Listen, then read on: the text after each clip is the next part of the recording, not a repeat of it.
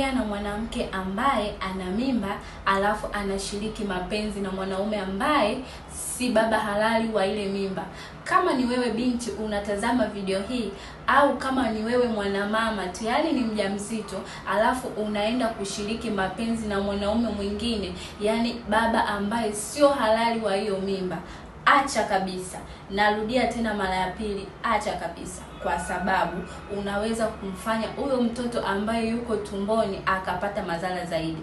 Kwa sababu tunajua kama unafanya mapenzi na mwanaume ambaye si mume halali wa hiyo mimba, endapo mwanaume anamwaga shahawa, zile shahawa moja kwa moja zinaenda kumwasili mtoto, ambapo vinamsababishia mtoto anaweza akazaliwa na mapungufu, na mapungufu haya yanaweza mtoto akazaliwa na magonjwa ya zinaa, magonjwa ya zinaa kama kaswende au gonolea, mtoto akazaliwa na gonolea. Jambo la pili, mtoto anaweza akazaliwa na matatizo, yani mtoto anaweza akazaliwa na kichwa kikubwa, au mtoto akazaliwa ambaye ana upungufu katika kinga yake ya mwili, yani watoto dhaifu. Iza mtoto ambaye ana mapungufu katika akili yake kutokana umechanganya mbegu, zile mbegu zinaenda kumwasili mtoto. Kama ni mwanamke ambaye ni mjamzito, penda kushiriki na mwanaume wako ambaye amekupa hiyo mimba. Na kama ina mwanaume wako amekuacha, ameondoka, mwanamke vumilia mpaka wakati wa kujifungua, ili kuleta afya katika mfumo wako wa uzazi,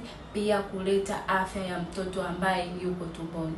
Kama ni mara yako ya kwanza unaona hii video, share kwa wanawake watano ili nao wapate elimu juu ya hili. Usisahau kucomment, kusubscribe na kuendelea kufollow page yangu ili upate maendelezo mizuri ya vipindi vyangu.